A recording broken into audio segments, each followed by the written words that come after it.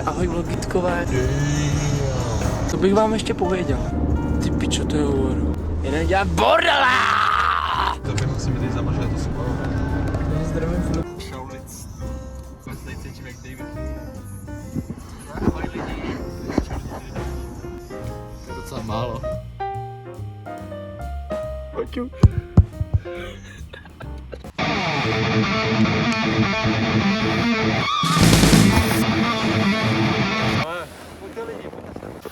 Znáte Mayhem?